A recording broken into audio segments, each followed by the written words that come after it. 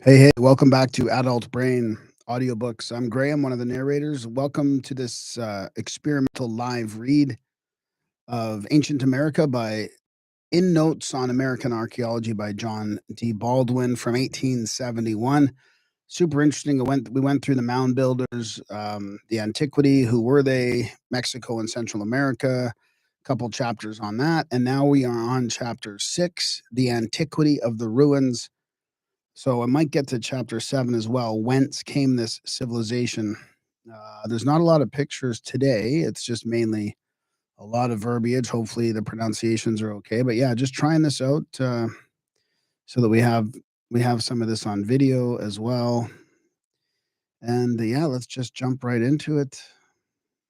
I'm going to share my screen. This is how the sausage is made. Not exactly, because I wouldn't be splitting my screen up if I wasn't going live here. I'd have it on full like two-page PDF and all that. But this is how I'm going to do it. I'm going to edit it as I go, so it's rough and raw. If you really like this book, it will come out in a proper edited version later on when I'm finished. So here we go. Let me just do a quick test here. Oops. Uh-oh, what's going on? Something's wrong. It's not working. Audacity is not working. It was just working. Uh-oh. Okay, I'm just going to start a new one here and see if that helps. That's odd. Let me just put this up here, see if that fixes it. There we go. I need that hotkey working, or else it'll just be impossible to do. All right, so we're going to do start with chapter 6 here. Chapter 6, Antiquity of the Ruins. The Mexican and Central American ruins make it certain that in ancient times an important civilization existed in that part of the continent, which must have begun at a remote period in the past. If they have any significance, this must be accepted as an ascertained fact. A large proportion of them had been forgotten in the forests or become mythical and mysterious, long before the arrival of the Spaniards.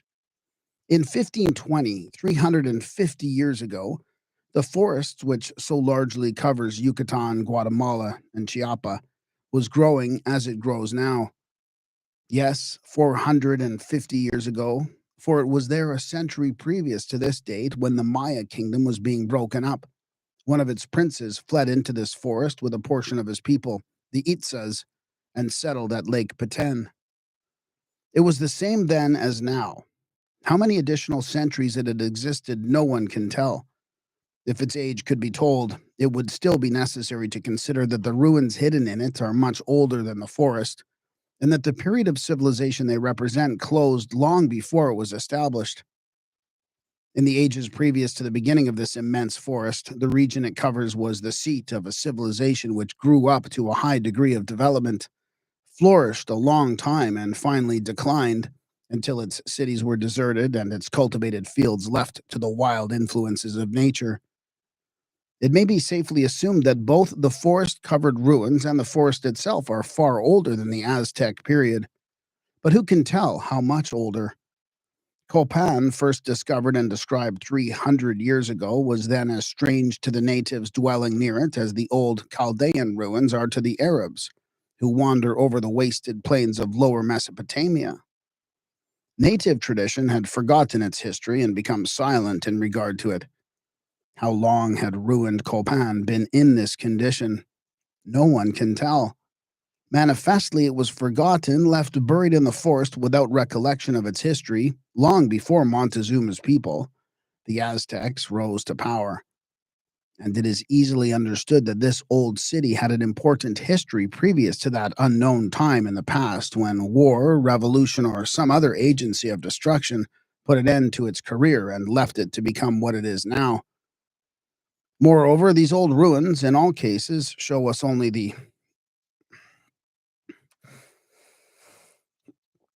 Gotta stop there. That was a pretty good streak, way longer than I can normally go without a mistake. Let me just do that. Moreover, Moreover, these old. So I'm going to scroll up here while I correct this so that I have a full page to work from. Moreover, these old ruins in all cases show us only the cities last occupied in the periods to which they belong. Doubtless others still older preceded them, and besides, it can be seen that some of the ruined cities which can now be traced were several times renewed by reconstructions. We must consider also that building magnificent cities is not the first work of original civilization. The development was necessarily gradual. Its first period was more or less rude. The art of building and ornamenting such edifices arose slowly. Many ages must have been required to develop such admirable skill in masonry and ornamentation. Therefore, the people.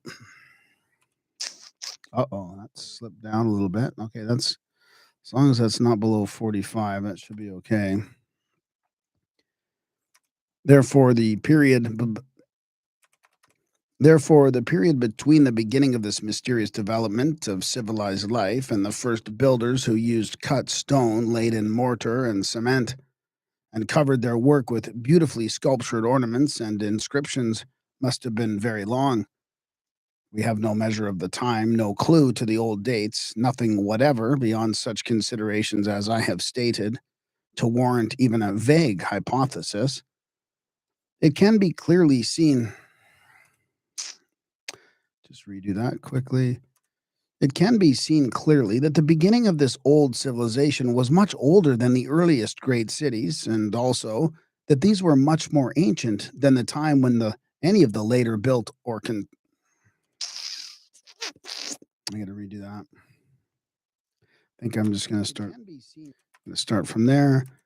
It can be seen clearly that the beginning of this old civilization was much older than the earliest great cities, and also that these were much more ancient than the time when any of the later built or reconstructed cities whose relics still exist were left to decay. If we suppose Palenque to have been deserted some 600 years previous to the Spanish conquest, this date will carry us back only to the last days of its history as an inhabited city. Beyond it, in the distant past, is a vast period in which the civilization represented by Palenque was developed, made capable of building such cities, and then carried on through the many ages during which cities became numerous, flourished, grew old, and gave place to others, until the long history of Palenque itself began. Those who have sought to discredit what is told of the Aztec civilization and the empire of Montezuma have never failed to admit fully the significance of Copan, Palenque, and Mitla. One or two writers pursuing the assumption that the barbarous tribes of the north and the old Mexicans were of the same race and substantially the same people have undertaken to give us the history of Montezuma's empire entirely rewritten and show that his people were Mexican savages in their lands. Redo that. In their hands, Montezuma is transformed into a barbarous Indian chief, and the city of Mexico becomes a rude Indian village, situated among the islands and lagoons of an Everglade which afforded unusual facilities for fishing and snaring birds. One goes so far as to maintain this with considerable vehemence and amusing unconsciousness of. That slipped down to 44. I think we can leave it there, but I'm going to have to redo that. One goes so far as to maintain this with considerable vehemence and amusing unconsciousness of absurdity. He is sure that Montezuma was nothing more than the principal chief of a parcel of wild Indian tribes, and that the Pueblos are wild Indians changed to their present condition by Spanish influence. There is something in this akin to lunacy, but this topic will receive more attention in another place. I bring it to view here because those who maintain so strangely that the Aztecs were Indian savages admit all that is claimed for the wonderful ruins at the south and give them a very great antiquity. They maintain, however, that the civilization represented by these ruins was brought to this continent in remote prehistoric times by the people known as Phoenicians, and their method of finding the Phoenicians at Palenque, Copan, and everywhere else is similar in character and value to that by which they transformed the Aztec Empire into a rude confederacy of wild Indians. Distinct eras traced. It is a point of no little interest that these old constructions belong to different periods in the past and represent somewhat different phases of civilization. Uxmal, which is supposed to have been partly inhabited when the Spaniards arrived in the country, is plainly much more modern than Copan or Palenque. This is easily traced in the ruins. Its edifices were finished in a different style and show fewer inscriptions.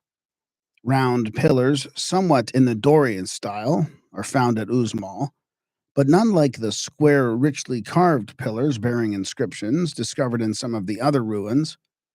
Copan and Palenque, and even Caba and Yucatan.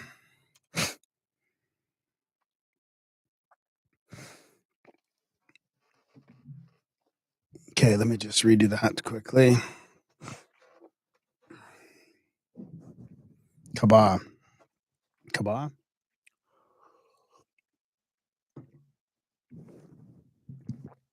Check, check, check. Copan. Excuse me. Everything always gets loosened up. Copan and Palenque, and even Caba in Yucatan may have been very old cities, if not already old ruins, when Uxmal was built. Accepting the reports of explorers as correct, there is evidence in the ruins that Quirigua is older than Copan and that Copan is older than Palenque. The old monuments in Yucatan represent several distinct epochs in the ancient history of that peninsula. Some of them are kindred to those hidden in the Great Forest and remind us more of Palenque than of Uxmal. Among those described, the most modern, or most of these, are in Yucatan. They belong to the time when the kingdom of the Mayas flourished. Many of the others belong to ages previous to the rise of this kingdom, and did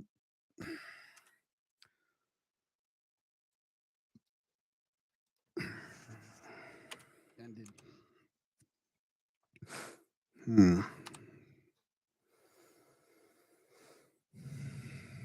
Okay, scroll up while I'm breaking. That record level keeps dropping below where I want it, really, but I don't know. Let's see if this is gonna. I don't know what controls that. I'm in a different browser, and I thought that would help. And in ages still earlier, ages older than the Great Forest, there were other. This is where the typewriter, the C on the typewriter is broken or something is wrong, and they're using an E instead. So this is going to be a little slower. And in ages still earlier, ages older than the Great Forest, there were other cities, doubtless whose remains have perished utterly or were long ago removed for the use in the later constructions. The evidence of repeated reconstructions in some of the cities before they were deserted has been pointed out by explorers. I've quoted what Charnay says of it in his description of Mitla.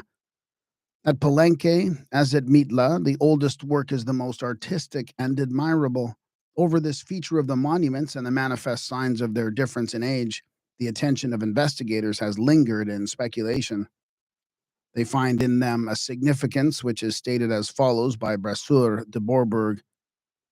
Among the edifices forgotten by time in the forests of Mexico and Central America, we find architectural characteristics so different from each other that it is as impossible to attribute them all to the same people as to believe they were all built at the same epoch. In his view, the substructions at Mayapan, some of those at Tula, and a great part of those at Palenque, are among the older remains. These are not the oldest cities whose remains are still visible, but they may have been built in part upon the foundations of city. Got to redo that. I can't believe. So fascinating that they were talking about this back in the mid 1800s. They knew that the oldest ones were the most the different style, beautiful ones. These are not the oldest cities whose remains are still visible, but they may have been built in part upon the foundations of cities much more ancient.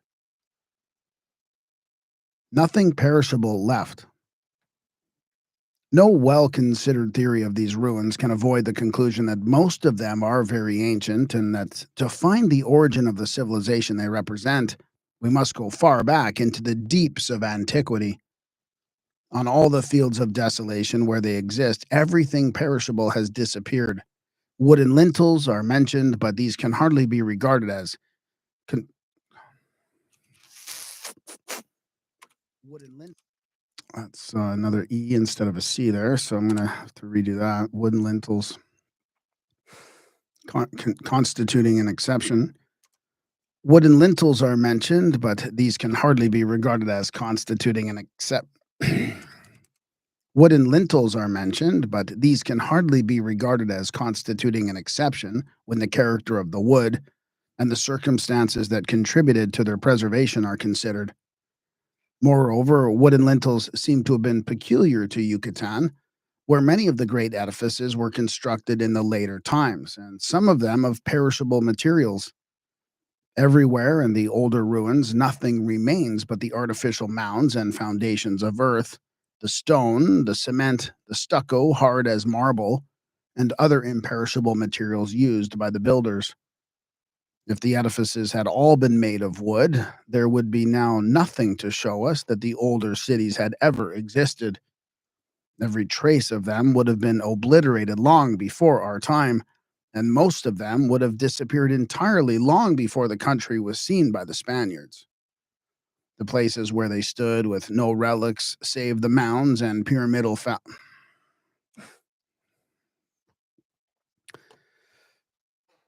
this is dropping down again. Is that 44 should be okay? The places where they okay. Scroll up while I'm repairing this. The places where they stood, with no relics save the mounds and pyramidal platforms, would resemble the works of our mound builders, and not a few sound historical critics would consider it in the highest degree absurd to suggest that cities with such structures have ever existed there.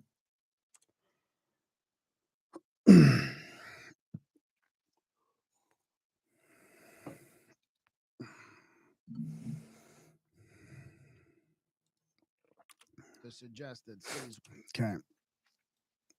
Just gonna double check something. Sorry about that. I gotta take a quick break there.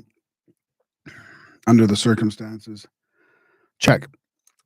Under the circumstances supposed, how wisely skepticism could. Under the circumstances supposed, how widely. Under the circumstances supposed, how wisely skepticism could talk against a suggestion of this kind at Copan, Mitla, or Palenque, and how difficult it would be to find a satisfactory answer to its reasonings. Nevertheless, these mysterious structures have not wholly disappeared, and we can easily understand that there was a time when large areas connected with them were covered with buildings of a less durable character. I have referred to a writer who maintains with more vehemence than candor that the Aztecs and all the other people found in the country were savages not greatly different from the wild Indians farther north. While he admits the significance and great antiquity of these ruins, his conception of their antiquity is somewhat extreme, for he says that they must have existed for thousands of years when the Spaniards arrived. If he had maintained that civilized communities were there thousands of years previous to that time, developing the skill in architecture, decoration, and writing, to which the monuments bear witness, it might be possible to agree with him. Some of us, however, would probably stipulate that he should not count too many thousands, nor claim a similar antiquity for the ruins now visible. It is not easy to suppose that any of these old monuments, with their well preserved sculptures and inscriptions, represent the first period of the ancient history they suggest, nor that they have existed as ruins many thousands of years, for the climate of Mexico and Central America does not preserve such remains like that of Egypt. Nevertheless, some of them must be very old. The forest established since the ruin began, the entire disappearance of everything more perishable than stone, the utter oblivion which veiled their history in the time of Montezuma, and probably long previous to his time, all these facts bear witness to their great antiquity. In many of them, as at Quirigua and Caba, the stone structures have become masses of debris, And even at Copan, Palenque, and Mitla, only a few of them are sufficiently well preserved to show us what they were in the great days of their history. Meanwhile, keep in mind that the ruined cities did not begin their present condition until the civilization that created them had declined. And also that if you could determine exactly the date when they were deserted and left to decay, we should only reach that point in the past where their history as inhabited cities was brought to a close. Take Copan, for instance. This city may have become a ruin during the time of the Toltecs, which began long before the Christian era and ended some 5 or 6 centuries probably before the country was invaded by Cortez.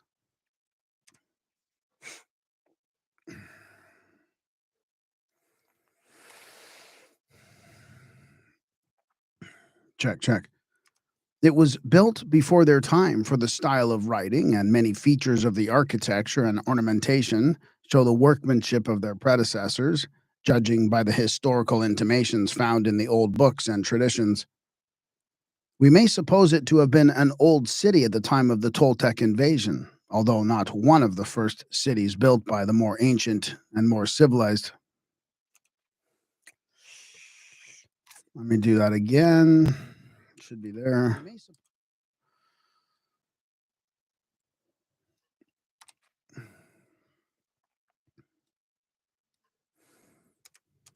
Check, check. We may suppose it to have been an old city at the time of the Toltec invasion, although not one of the first cities built by that more ancient and more cultivated people by whom this old American civilization was originated. The present condition of the monuments at Quirigua is still more suggestive of great age.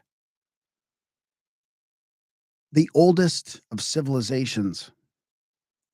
Some investigators who have given much study to the antiquities, traditions, old books, and probable geological history of Mexico and Central America believe that the first civilization the world ever saw appeared in this part of ancient America, or was immediately connected with it.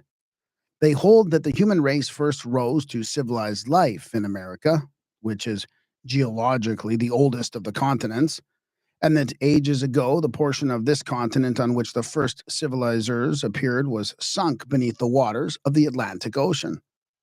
Usually, the engulfing of this portion of the land is supposed to have been affected by some tremendous convulsion of nature. And there is appeal to recollections of such a catastrophe, said to have been preserved in the old books of Central America, and also in those of Egypt, from which Solon received an account of the lost Atlantis. According to this hypothesis, the American continent formerly extended from Mexico, Central America, and New Granada far into the Atlantic Ocean toward Europe and Africa, covering all the space now occupied by the Caribbean Sea, the Gulf of Mexico, and the West India Islands, and going far beyond them toward the east and northeast. This lost portion of the continent was the Atlantis of which the old annals of Egypt told so much in the time of Solon, as we learn from Plato, and it was the original seat of the first human civilization, which, after the great cataclysm, was renewed and perpetuated in the region we now trace the mysterious remains of ancient cities. Those desiring to know what can be said in support of this view of ancient America must read the later volumes of Brasseur de Bourbourg, especially his Quatre lettres sur le Mexique and his Sources de la Histoire primitive du Mexique, etc. He is not a perspicuous writer. He uses but little system in treating the subject, and he introduces many fanciful speculations which do more to embarrass than to help the discussion. But those who read the books patiently can find and bring together all that relates to the point in question and consider it in their own way. They can also find it set forth and defended in a small volume by George Catlin entitled The Lifted and Subsided Rocks of America, published in London not long since by Trubner and Company. I shall give more attention to this theory in the next chapter. I refer to it here on account of the very great antiquity it claims for the ancient American civilization. It represents that the advanced human development whose crumbling monuments are studied at Copan, Mitla, and Palenque antedates everything else in the human period of our globe, excepting perhaps an earlier time of barbarism and pastoral simplicity. that its history goes back through all the misty ages of prehistoric time to an unknown date previous to the beginning of such civilization in any part of the old world. It is hardly possible to make it more ancient.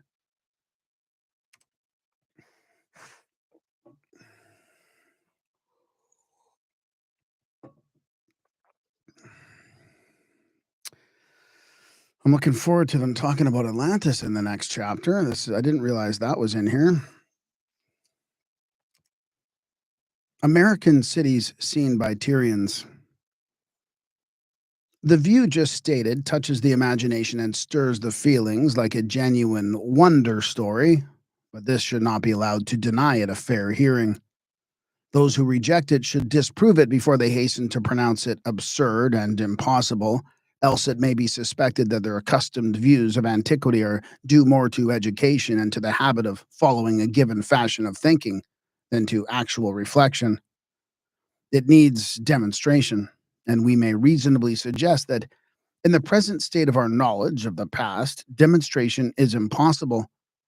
Meanwhile, a clear historical record appears to make it certain that flourishing towns and cities were seen and visited in America 3,000 years ago by persons who went to them across the Atlantic. It is said more or less clearly by more than one Greek writer that the Phoenicians and Carthaginians knew the way to the continent beyond the Atlantic. One fact preserved in the annals of Tyrian commerce and mentioned by several ancient writers is related by Diodorus Siculus, very particularly as a matter of authentic history. His narration begins with the following statement: over against Africa lies a very great island. In the vast ocean, many days sail from Libya westward.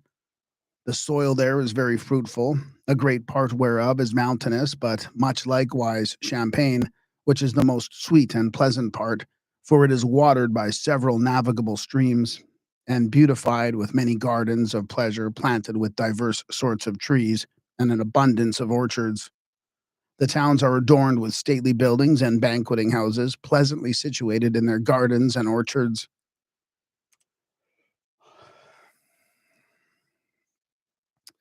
Shit. That is slipping down. I don't know why. I'm going to try and move up my chair a little bit here, get comfortable. My back's a bit sore. Okay, the orchards. That's a pretty cool quote. Let's see. The great ruins in Yucatan and elsewhere in Mexico and Central America bear witness that there was anciently such a country as this across the ocean. Many days' sail from Libya westward. But Diodorus Siculus lived before the Christian era, and how was this known to him and others more than 1,500 years before America was discovered by Columbus? He tells us as follows: the Phoenicians, Tyrians, having found out the coasts beyond the Pillars of Hercules, sailed along by the coast of Africa. One of their ships on a sudden was driven by a furious storm far off into the main ocean.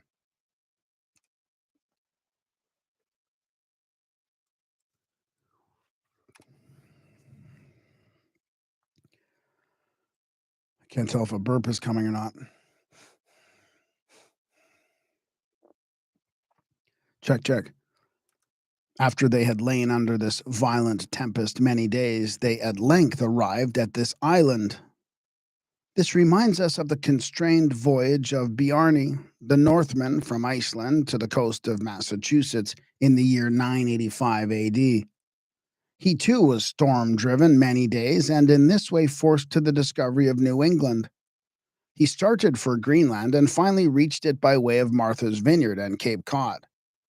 The tempest driven ship of the Tyrians must have been carried to the West Indies and to the coast of Honduras or Yucatan, where the Tyrians saw the gardens, cities, and stately edifices. I was wondering why he didn't stop at the Azores. Why did they say it was an island, but he made it to the continent?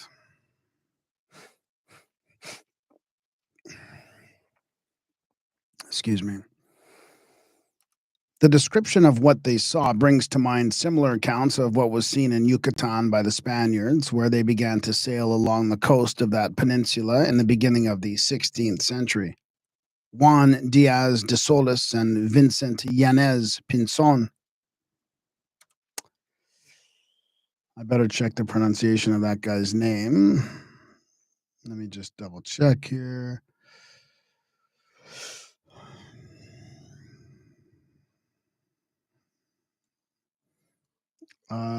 It was Yanez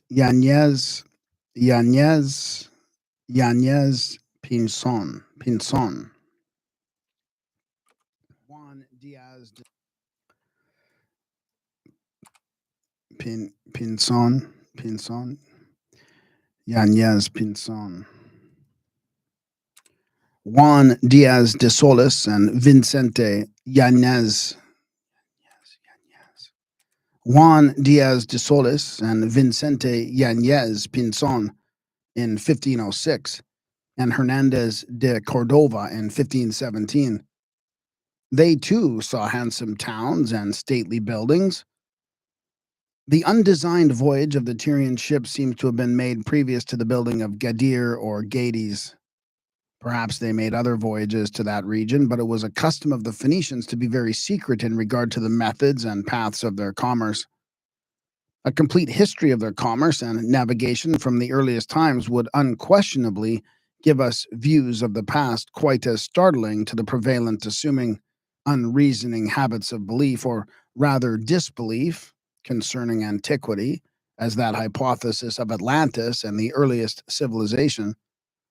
What is told by Diodorus authorizes us to suppose that the Tyrians who went across the Atlantic as described beheld some of the ancient American cities which are now found in ruins, for it is certain that nothing of the kind existed anywhere else. Many days' sail from Libya, northern Africa, westward.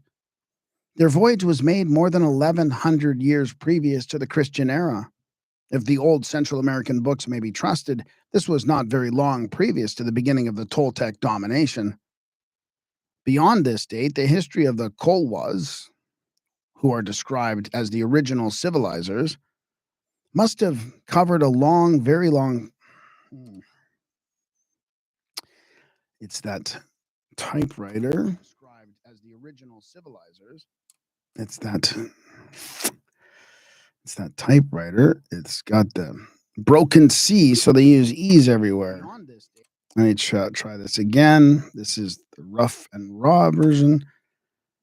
Scroll up while I can. Beyond this date, the history of the Colhuas, who are described as the original civilizers, must have covered a very long period. How long we may imagine, but cannot know. Gadir, now Cadiz, found 1,100 years previous to the Christian era. Founded. Let me just redo that because it was founded, not found. Big difference there. This record level is just not staying fucking high enough. Excuse my language. Gadir, now Cadiz, found Gadir, now Cadiz, founded 1,100 years previous to the Christian era, is still an inhabited city. It has been several times reconstructed but never deserted. When it was built, Tartessus, then a very old city. I keep thinking it's going to say it's deity without the D. Tartessus, then when it was built. Tartessus. When it was built, Tartessus, then a very old city, still existed, although it was in ruins long before Christ appeared.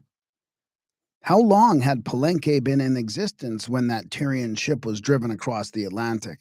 And how long had that region been a region of cities and civilization?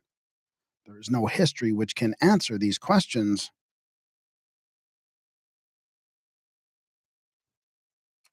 All right, I'm just going to stop sharing that for a sec and save this because it's I've tried this before, and it's way easier just to save it now quickly than to go back in and chop it up. So I'm going to do this is antiquity of the ruins. And then I'll just start reading this next one here, which this is where they talk about Atlantis, which will be pretty cool. I didn't expect them to actually touch on Atlantis.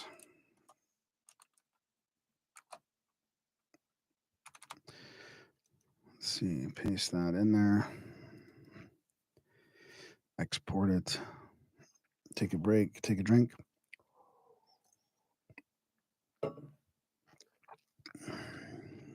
There's not a lot of pictures in these two chapters, but there are a lot of pictures in the previous chapters if you want to see how they sketch these things out way back in the 1800s. I shouldn't say pictures, but they're actually sketches. Now let me just double check that that's saved. I have a weird ODD about that. OCD about it. Antiquity. Okay, close that and start a new one. And we'll go from there. So I'm going to share that screen again and keep going. Entire screen. Here we go. Check, check, check. Chapter 7. Whence came that old civilization? Various theories, some of them very wild and irrational, have been advanced to explain the origin of what is seen in these relics of ancient America. If it had been the fashion to explore and study them as their importance deserves, as Egypt and Nineveh have been explored and studied, our knowledge of them would now be much more extensive and valuable, and it might be possible to go farther toward a solution of the problem they present. But not many persons have sought to explore and understand these remains, and not more than 2 or 3 have really sought in earnest to examine the old traditions and books of the country. The abundant Let me spread this out. Start there. Where was I? The abundant inscriptions at Palenque fade in their forest solitude while waiting for the Champollion who shall interpret their mysteries. Something is known, but we have no history of these old cities, no authentic historical record of the people who built them. Therefore, theorizing has very naturally been stimulated to great activity, and most of this theorizing has been regulated by the old, unreasoning assumption that civilization found in any place, especially in the olden times, must have been brought and established there as a foreign production. Generally, the hypothesis used in this case have presumed as a matter of course that the original civilizers came to this continent from Europe or Asia. The lost tribes of Israel. One of these theories is or was that the original civilizers of Mexico and Central America were the lost tribes of Israel, the lost 10 tribes of Israel. Did I miss that in the chapter? No, but I missed it here, so I'm just going to redo that. One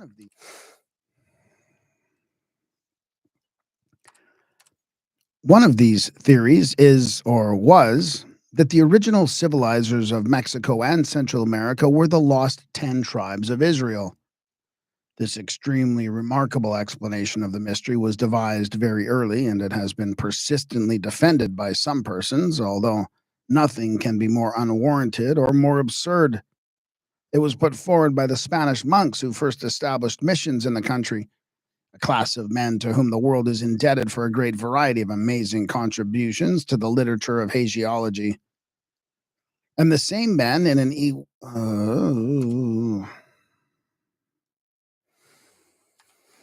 scroll up while I can.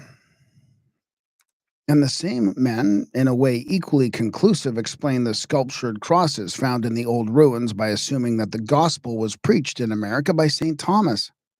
Lord Kingsborough adopted their views and gave up nearly the whole of one of his immense volumes on Mexican antiquities to an elaborate digest of all that had been written to explain and support these absurdities.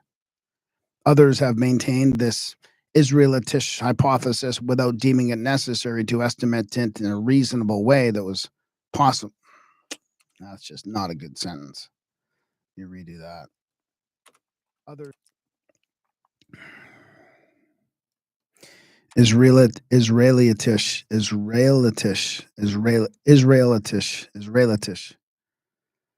Others have maintained this Israelitish hypothesis without deeming it necessary to estimate in a reasonable way what was possible to those Israelites. According to this truly monkish theory, the lost 10 tribes of Israel left Palestine, Syria, Assyria, or whatever country they dwelt in at that time, traversed the whole extent of Asia, crossed over into America and Bering's Strait.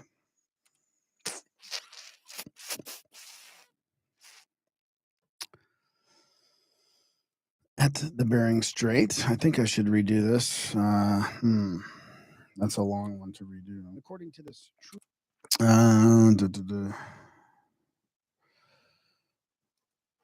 check.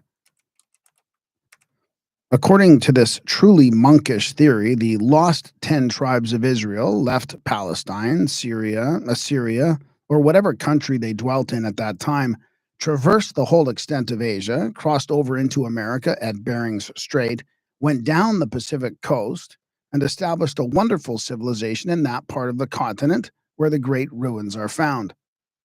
The kingdom of the 10 tribes was destroyed not long previous to the year 700 BC. How many years are allowed after their escape from captivity for this unparalleled journey has not yet been ascertained. But if such a journey had been possible, it would have resulted in utter barbarism rather than any notable phase of civilized life. Even the Jews who remained faithful to Moses, although important on account of their scriptures and their religion, were not remarkable for civilization. They were incapable of building their own temple without aid from the Tyrians. Moreover, there is not anywhere either a fact, a suggestion, or a circumstance of any kind to show that the lost 10 tribes ever left the countries of southwestern Asia, where they dwelt after the destruction of their kingdom. They were lost to the Jewish nation because they rebelled, apostatized, and after their subjugation by the Assyrians in 721 BC, were to a great extent absorbed by other peoples in that part of Asia. Some of them probably were still in Palestine when Christ appeared. This wild notion, called a theory, scarcely deserves so much attention. It is a lunatic fancy, possibly only to men of certain class. A lunatic fancy, eh? It's an old age conspiracy theory. It is a lunatic fancy, possible only to men of a certain class, which in our time does not multiply. The Malay Theory. Malay. Melee. This isn't a fight. The Malay Theory. Another hypothesis, much less improbable, though not satisfactory, is that civilization was brought to America in ancient times by the Malays. There was a great island empire of the Malays. Malays. I just have to double check that with my assistant. I thought I knew this, how to pronounce about when you sometimes change stuff to plural, it almost makes it sound different. Malays. There was a great island empire of the Malays. Yeah, Malays. See, I keep seeing Malays. Check. There was a great island empire of the Malays whose history extended far back into prehistoric times. How far back cannot now be known.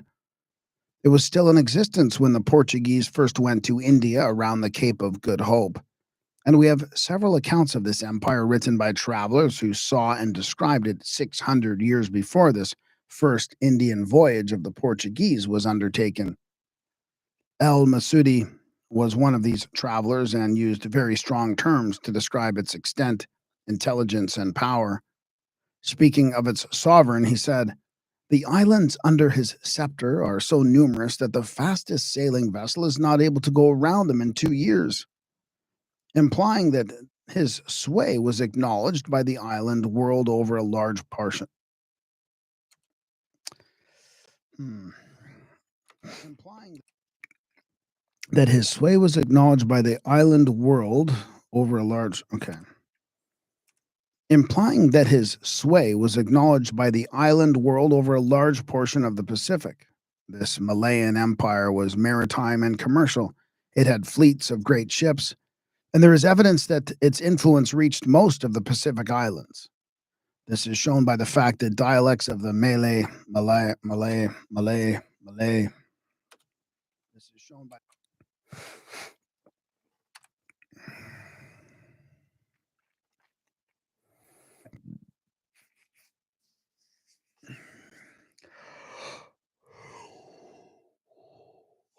Excuse me. All right. This is shown by the fact that dialects of the Malay language have been found in most of these islands as far in this direction as Easter Island. The language of the Sandwich Islanders, for instance, is Malayan. the, language,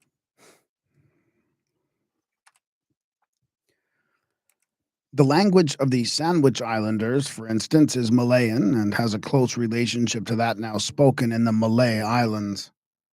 The metropolis of this great empire was in the island of Java, where old ruins still bear witness to the former civilization, wealth, and splendor celebrated by El Masudi. Mr. A.R. Wallace, in his work on the Malay archipelago,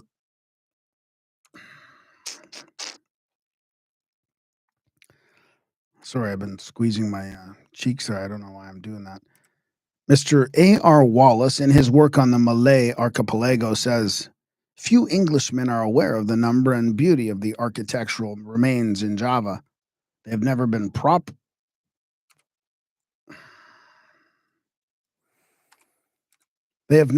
popularly illustrated or described, and it will therefore take most persons by surprise to learn that they far surpass those of Central America, perhaps even those of India. The purpose of his visit to the island did not allow him to explore ruins, but he describes some of them. He saw what still remains of an ancient city called Mojopahit, and he says, there were two lofty brick masses, apparently the sides of a gateway. The extreme perfection and beauty of the brickwork astonished me. The bricks are exceedingly fine and hard with sharp angles and true surfaces. They were laid with great exactness, without visible mortar or cement, yet somehow fastened together so that the joints are hardly perceptible, and sometimes the two surfaces coalesce in a most incomprehensible manner. Such admirable brickwork I have never seen before or since. There was no sculpture here, but abundance of bold projections and finely worked moldings.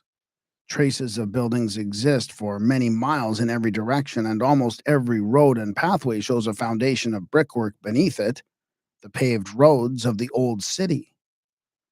In other places, he saw sculptures and beautifully carved figures in high relief.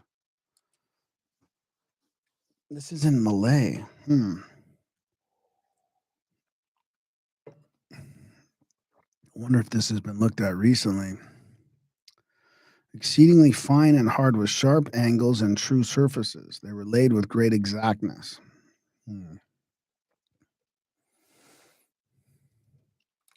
The Malays still read and write and have some literature and retain most of the arts and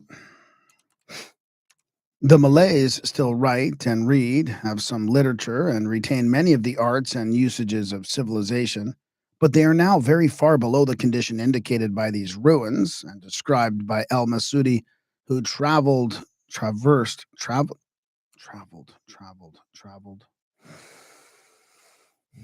That whole sentence has to be redone. The Malays still read and write, have some literature, and retain many of the arts and usages of civilization, but they are not. You know what? I was going to say they're now very far below. The Malays still read and write, have some literature, and retain many of the arts and usages of civilization, but they are now very far below the condition indicated by these ruins and described by El Masudi, who traveled among them 1,000 years ago. It is by no means improbable that their ships visited the western coast of America and traded with the ancient Mexicans and Peruvians in the days of their greatest power and activity. It is not easy to believe they could fail to do so after taking such control of Easter Island as to leave their language there. And according to the old traditions of both Mexico and Peru, The Pacific coast in both countries was anciently visited by a foreign people who came in ships. But they did not come to America as civilizers. There is nothing Malayan in either the antiquities or the ancient speech of these countries. What is known of the former great condition and power of the Malays furnishes Malays. Check, check.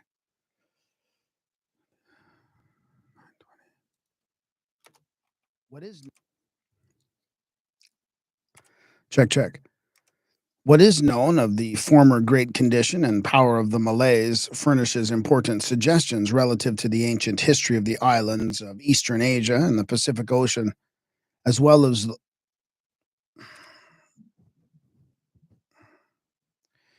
I think I'm just going to redo that as well. No, I shouldn't. I'll just go all the way back. What is known? What is known of the former great condition and power of the Malays furnishes important suggestions relative to the ancient history of the islands of Eastern Asia and the Pacific Ocean, as well as those of the Indian Ocean. The people who inhabit the eastern side of Formosa, it is said, used a Malay Malay, Malay, Malay. The people. I should change the A's to U's so I can pronounce it properly.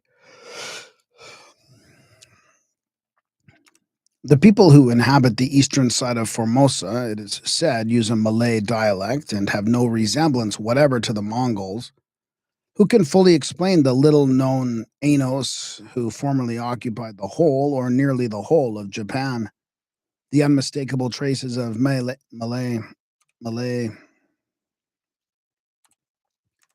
The unmistakable traces of Malay influence everywhere in the islands of the Pacific can have but one meaning. The Malays formerly sailed on that ocean, occupied its islands, and doubtless visited America.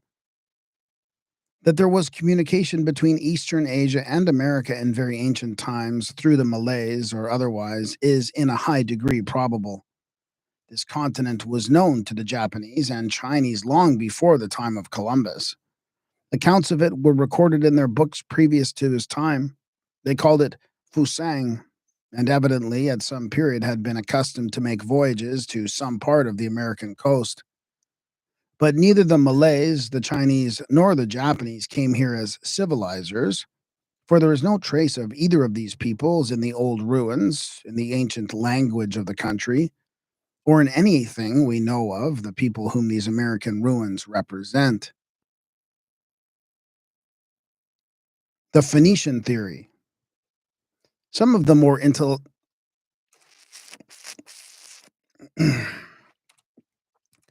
Some of the more intelligent investigators have maintained with no little confidence that this ancient American civilization came originally from the Phoenicians.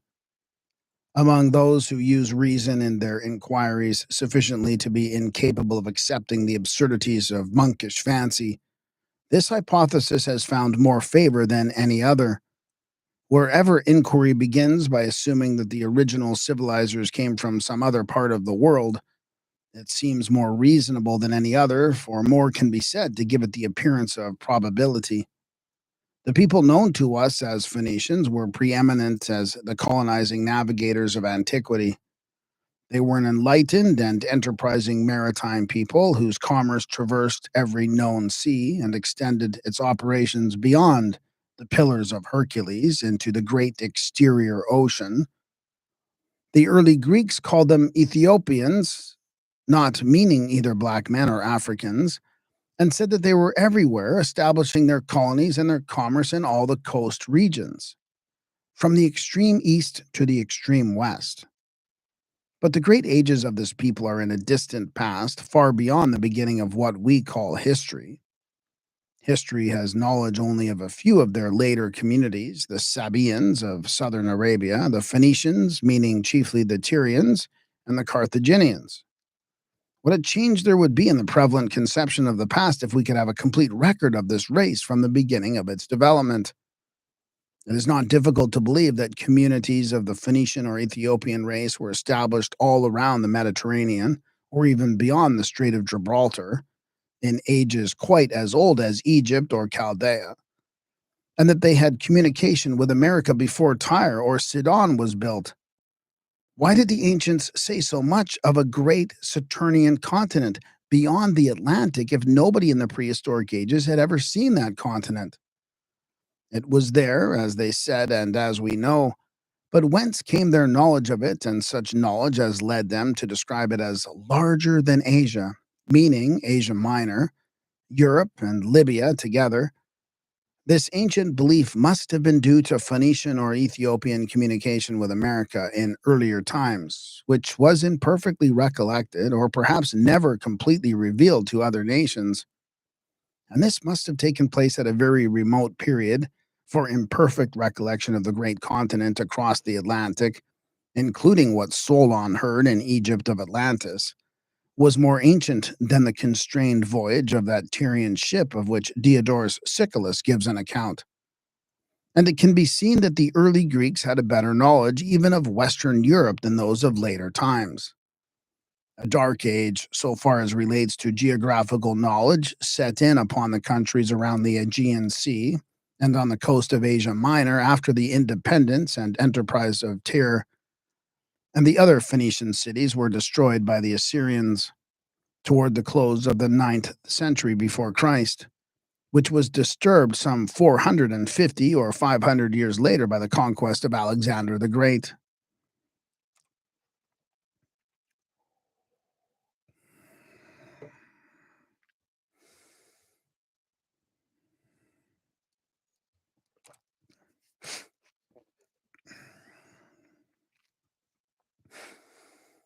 The known enterprise of the Phoenician race and this ancient knowledge of America, so variously expressed, strongly encouraged the hypothesis that the people called Phoenicians came to this continent, established colonies in the region where ruined cities are found, and filled it with civilized life. It is argued that they made voyages on the great exterior ocean, and that such navigators must have crossed the Atlantic. And it is added that symbolic devices similar to those of the Phoenicians are found in the American ruins, and that an old tradition of the native Mexicans and Central Americans described the first civilizers as bearded white men who came from the east in ships. Therefore, it is urged the people described in the native books and traditions as Colwas, Colwas, therefore must have been Phoenicians. Hmm. Therefore, it is urged the people described in the native books and traditions as Colwas must have been Phoenicians. But if it were true that the civilization found in Mexico and Central America came from people of the Phoenician race, it would be true also that they built in America as they never built anywhere else, that they established a language here radically unlike their own, and that they used a style of writing totally different from that which carried into every other religion occupied by their colonies. All the forms of alphabetical writing used at present in Europe and southwestern Asia came directly or indirectly from that anciently invented by the race to which the Phoenicians belonged, and they have traces of a common relationship which can easily be detected. Now, the writing of the inscriptions at Palenque, Copan, and elsewhere in the ruins has no more relatedness to the Phoenician than to the Chinese writing. It has not a single characteristic that can be called Phoenician any more than the language of the inscriptions or the style of architecture with which it is associated. Therefore, we cannot reasonably suppose this American civilization was originated by people of the Phoenician race. Whatever may be thought relative to the supposed ancient communication between the two continents and its probable influence on civilized communities already existing there. The Atlantic Theory. I have already stated in general terms the hypothesis advanced by Brasseur de Bourbourg and some other writers. This may be called the Atlantic Theory, for it attributes the civilization of ancient America to the Atlantides or Atlantic race, who occupied the lost island of Atlantis. Brasseur de Bourbourg has studied the monuments, writings, and traditions left by this civilization more carefully and thoroughly than any other man living. He has fancies which may be safely rejected, and he has theories which doubtless will always lack confirmation. But he has much also which demands respectful consideration. There is a great deal in his books to provoke criticism. Those well acquainted with the antiquities and ancient speech of Egypt may reasonably give way to a smile of incredulity while reading what he says in support of the notion that the great civilization of Egypt also came originally from this Atlantic race. Nevertheless, his volumes are important because they furnish materials which others can use more carefully, and because he has learned to decipher some of the Central American writings and brought to view certain paths of inquiry which many others may pursue with a more rigid method. As already stated, his Atlantic theory of the old American civilization is that it was originated on this continent, but on a portion of the continent which is now below the waters of the Atlantic Ocean. It supposes the continent extended anciently from New Granada, Central America, and Mexico in a long, irregular peninsula so far across the Atlantic that the Canary, Madeira, and Azores, or Western Islands, may be remains of this portion of it. High mountains stood there. We now find the West India Islands. Scroll up while I take it. Let's try that again. High mountains stood where we now find the West India Islands. Beyond these, toward Africa and Europe, was a great extent of fertile and beautiful land. And here arose the first civilization of mankind, which flourished many ages until at length this extended. Excuse me. Oh boy. Better redo that. Which flourished many ages. Yep. Excuse me. And here arose the first civilization. That's a long one. Usually at the end. So is it that right there? High mountains stood where we now find the West India Islands. Beyond these, toward Africa and Europe, was a great extent of fertile and beautiful. I'll just cut it right there. Check, check. Beyond these, toward Africa. What the? Why is it so high now? Whoa, what is going on? What the? Check, check. Check, check, check. Okay, that's better. Beyond these, toward Africa and Europe, was a great extent of fertile and beautiful land, and here arose the first civilization of mankind, which flourished many ages, until at length this extended portion of the continent was engulfed by a tremendous convulsion of nature, or by a succession of such convulsions which made the ruin complete. After the cataclysm, a part of the Atlantic people who escaped destruction settled in Central America, where perhaps their civilization had been previously introduced. The reasons urged in support of this hypothesis make it seem plausible, if not probable, to imaginative minds. In the first place, Brasseur de Bourbourg claims that there is an old. In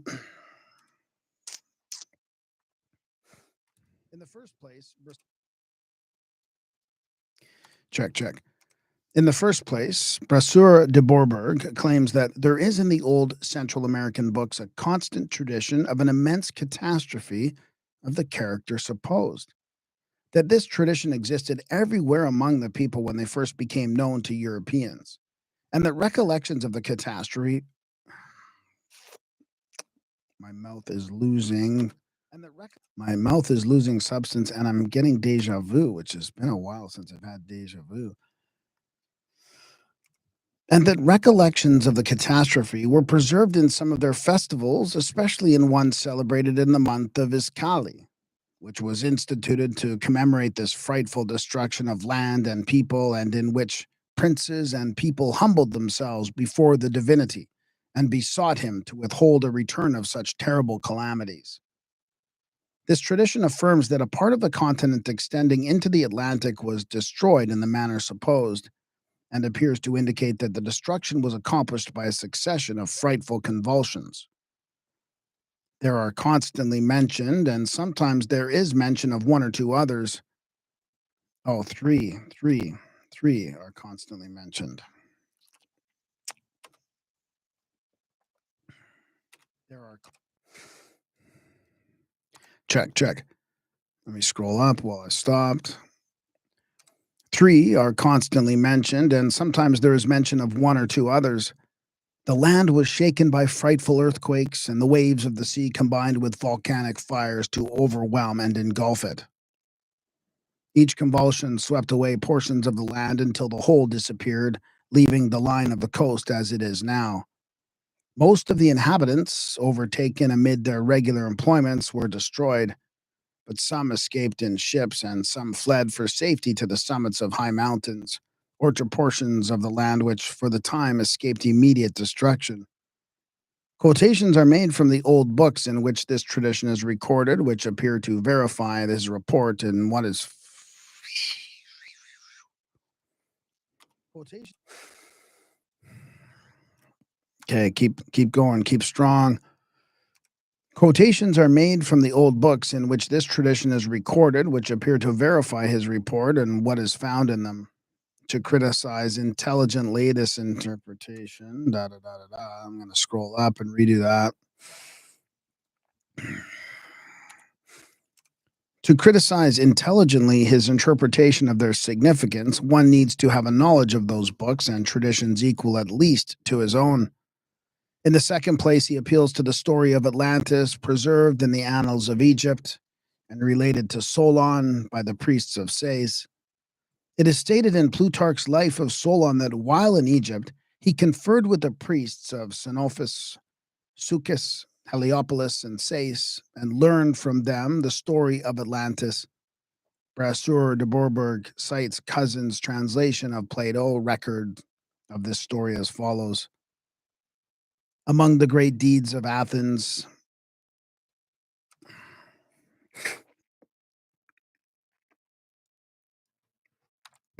check. Among the great deeds of Athens, of which recollection is preserved in our books, there is one which should be placed above all others.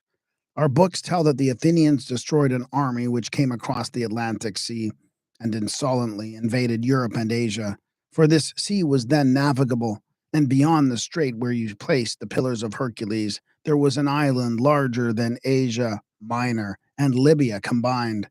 From this island one could pass easily to the other islands, and from these to the continent which lies around the interior sea. The sea on this side of the strait, the Mediterranean, of which we speak, resembles a harbor with a narrow entrance. But there is a genuine sea, and the land which surrounds it is a veritable continent. In the island of Atlantis reigned three kings with great and marvelous power. They had under their dominion the whole of Atlantis, several other islands, and some parts of the continent.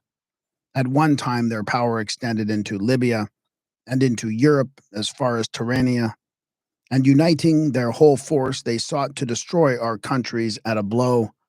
But their defeat stopped the invasion and gave entire independence to all the countries on the side of the Pillars of Hercules. Afterward, in one day and one fatal night, there came mighty earthquakes and inundations, which engulfed that warlike people. Atlantis disappeared beneath the sea, and then that sea became inaccessible, so that navigation on it ceased on account of the quantity of mud which the engulfed islands left in its place. This invasion took place many ages before Athens was known as a Greek city. It is referred to in extremely remote antiquity.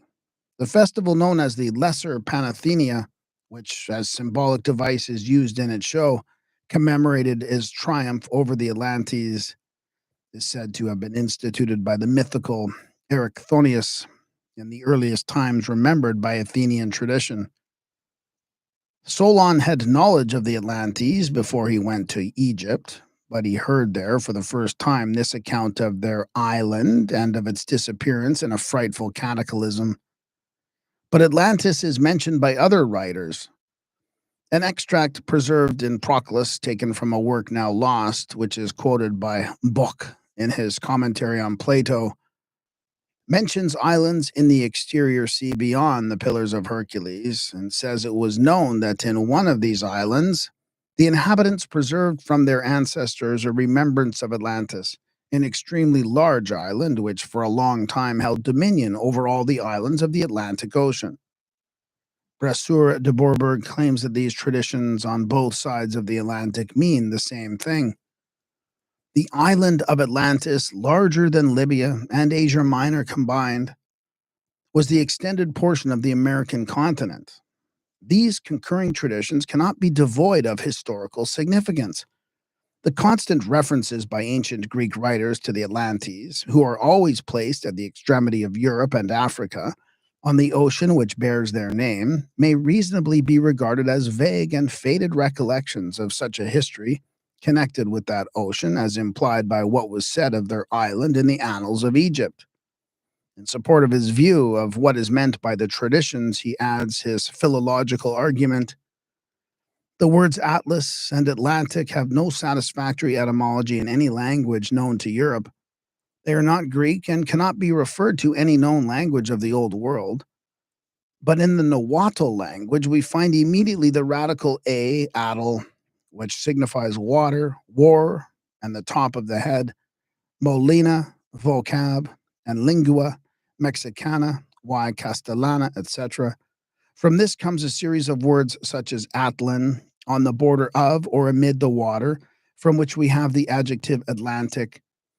We also have Atlaka, to combat or to be in agony. It means likewise to hurl or dart from the water, and in the preterit makes Atlas. Preterite? In the preterite? Excuse me. And in the Addle. Addle is also the Asdal. Addle? Addle, addle is that throwing stick thing that the ancients used. We met the world champion Addle. What's it called? Addle? Addle thrower with Randall back in Colorado at Chimney Rock. Where was I? Art from the water.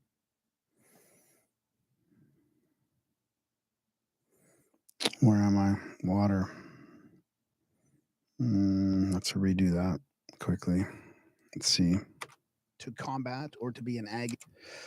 To combat.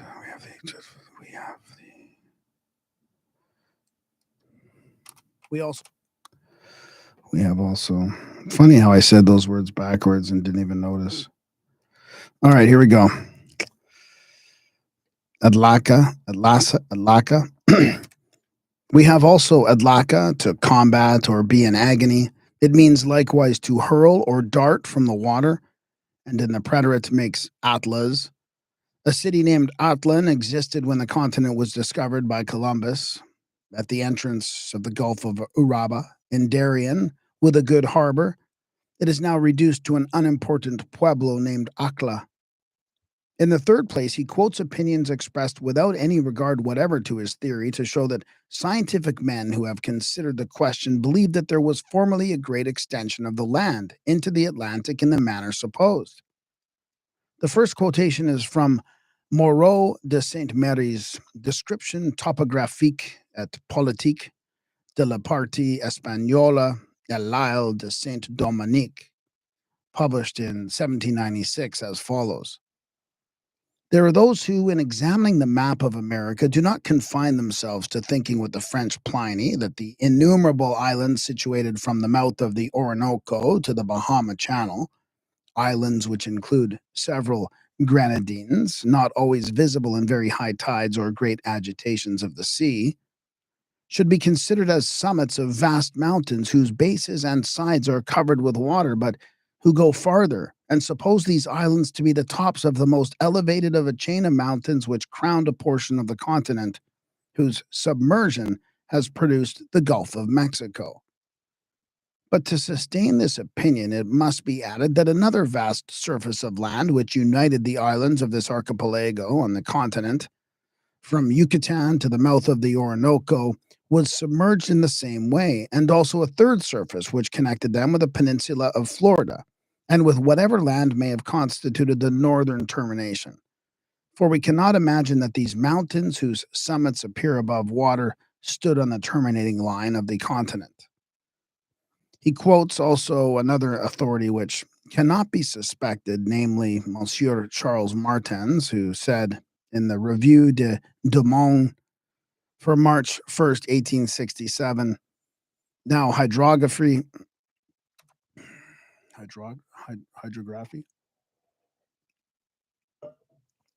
hydrography, hydrography.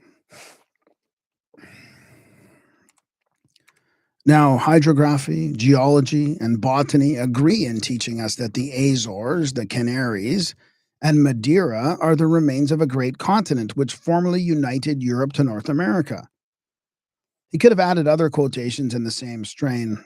Those geologists who believe that our continents have long remained in nearly the same relative position would probably give the supposed change a much greater antiquity than Brasseur de Bourbourg would be likely to accept.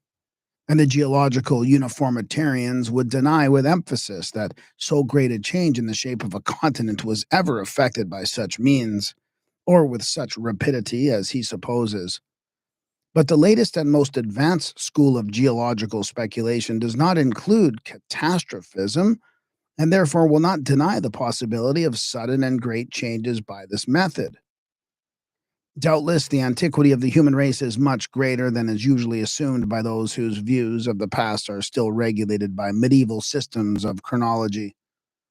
Archaeology and linguistic science, not to speak here of geology, make it certain that the period between the beginning of the human race and the birth of Christ would be more accurately stated if the centuries counted in the longest estimate of the rabbinical chronologies should be changed to millenniums.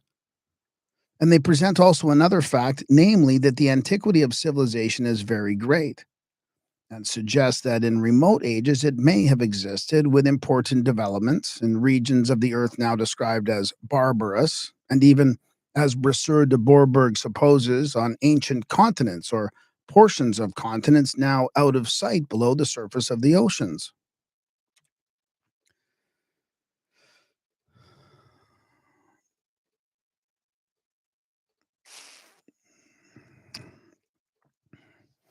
Wow, still got a few pages left. Just gotta make a quick note here.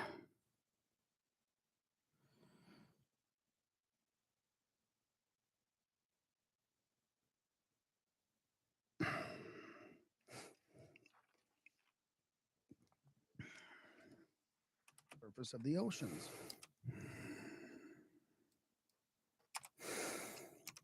The representation of some speculators that the condition of the human race since its first appearance on Earth has been a condition of universal and hopeless savagery down to a comparatively modern date is an assumption merely of unwarranted assumption used in support of an unproved and unprovable theory of man's origin.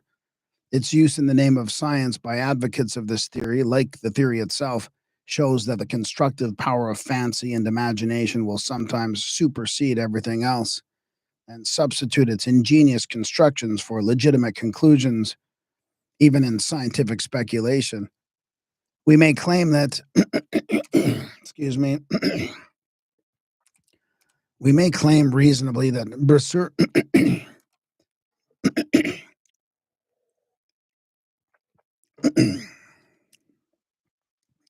check. we may claim that We may claim reasonably that Brasseur de Bourbourg's Atlantic theory is not proved, and on this ground refuse to accept it. So far as appears, it is a fanciful theory which cannot be proved. No one is under obligation to attempt disproving it. It may, in some cases, with supporters by enlisting in its favor all the forces of imagination, to which it appeals with seductive plausibility. On the other hand, it will be rejected without much regard to what can be said in its favor, for it interferes with current unreasoning beliefs concerning antiquity and ancient history, and must encounter vehement contradiction from habits of thought fixed by these beliefs. True, some of the stock views of antiquity by which it will be earnestly opposed are themselves far more destitute of foundation in either fact or reason, but this will make no difference, as the habit of never allowing them to be subjected to the searching power of reason does not permit such persons either to believe or deny anything connected with this topic in a reasonable manner. Some of the uses made of this theory cannot endure criticism, For instance, when he makes it the basis of an assumption that all the civilization of the old world went originally from America, and claims particularly that the supposed Atlantic race created Egypt, he goes quite beyond the reach of the consideration used to give his hypothesis a certain air of probability. It may be, as he says, that for every pyramid in Egypt, there are 1,000 in Mexico and Central America. But the ruins in Egypt and those in America have nothing in common. The two countries were entirely different in their language, in their styles of architecture, in their written characters, and in the physical characteristics of their earliest people, as they are seen sculptured or painted on the monuments. An Egyptian pyramid is no more the same thing as a Mexican pyramid than a Chinese pagoda is the same thing as an English lighthouse. It was not made in the same way, nor for the same uses. The ruined monuments show, in generals and in particulars, that the original civilizers in America were profoundly different from the ancient Egyptians. The two peoples cannot explain each other. This, however, does not require us to assert positively that the Central American Colhuas and the legendary Atlantes could not possibly have been the same people or the people of the same race. Room may be left for any amount of conjecture not inconsistent with known facts, without making it necessary to accept, excuse me, room. It's like at the worst spot. Okay, let me just see here.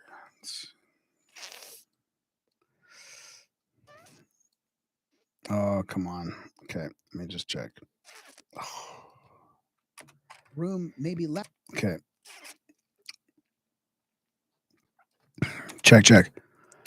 Room may be left for any amount of conjecture not inconsistent with known facts, without making it necessary to accept a theory of the origin of the new. Room may be left for any amount of conjecture not inconsistent with known facts, without making it necessary to accept a theory of the origin of the old Mexican race, which at present can neither be proved nor disproved. It was an original civilization. It has been said very justly by one explorer of the Mexican and Central American ruins that the American monuments are different from those of any other known people of a new order and entirely and absolutely anomalous. They stand alone. The more we study them, the more we find it necessary to believe that the civilization they represent was originated in America, and probably in the region where they are found.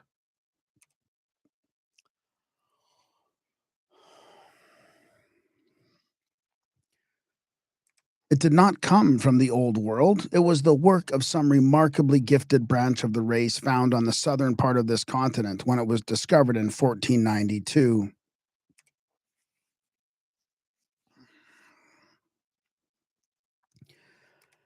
Undoubtedly, it was very old. Its original beginning may have been as old as Egypt, or even farther back in the past than the ages to which Atlantis must be referred. And it may have been later than the beginning of Egypt. Who can certainly tell its age? Whether earlier or later, it was original. Its construction seemed to have been a refined and artistic. Try that again. Its constructions seem to have been a refined and artistic development of a style of building different from that of any other people, which began with ruder forms, but in all periods of its historic.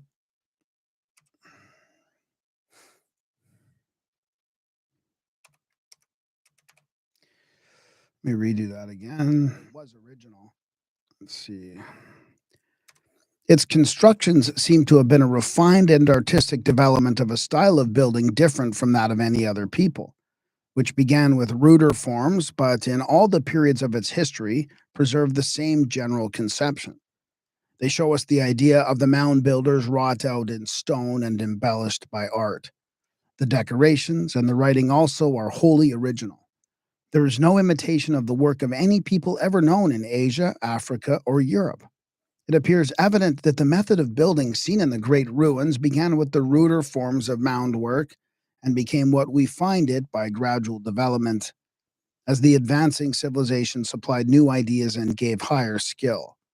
But the culture and the work were wholly original, wholly American.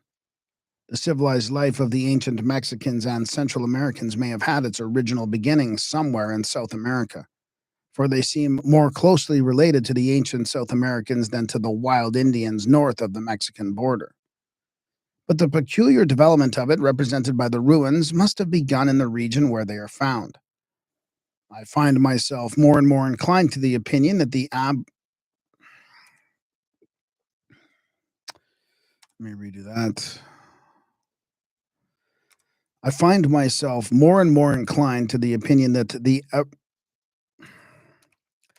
I find myself more and more inclined to the opinion that the Aboriginal South Americans are the oldest people on this continent, that they are distinct in race, and that the wild Indians of the North came originally from Asia, where the race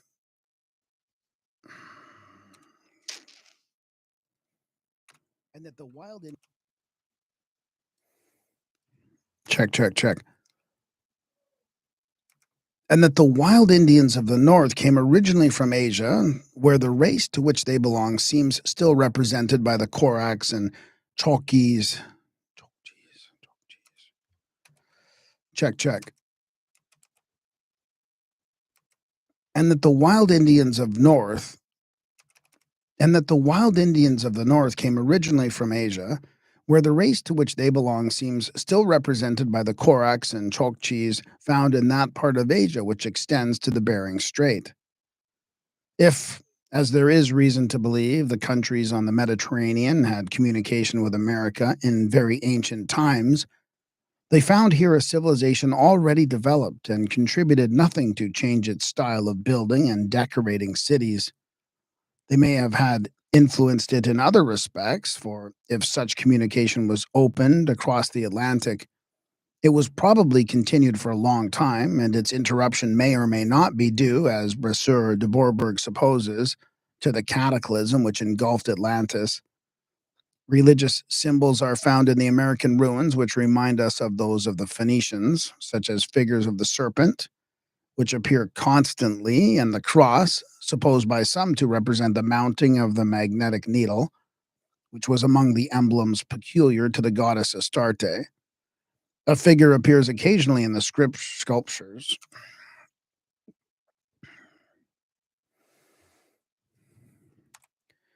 A figure appears occasionally in the sculptures in which some have sought to recognize Astarte, one at Palenque being described as follows.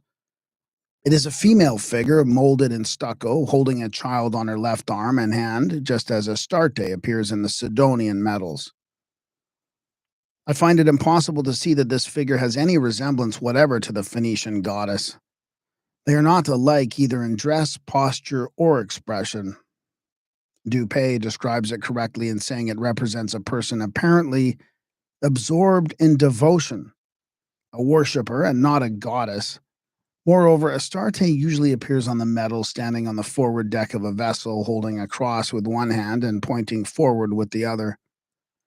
And finally, this figure seems to represent not a woman, but a priest. There was sun worship in America, and the phallic ceremonies existed in some places in the time of Cortez. In Asia, these ceremonies and figures of the serpent were usually associated with sun worship. Humboldt was sure that these symbols came to America from the Old World. A more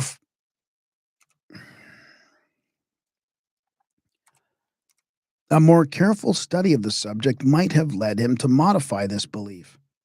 But whether we adopt his explanation or some other, the traditions on both sides of the Atlantic are without meaning unless it be admitted that there was communication between the two continents in times of which we have no history.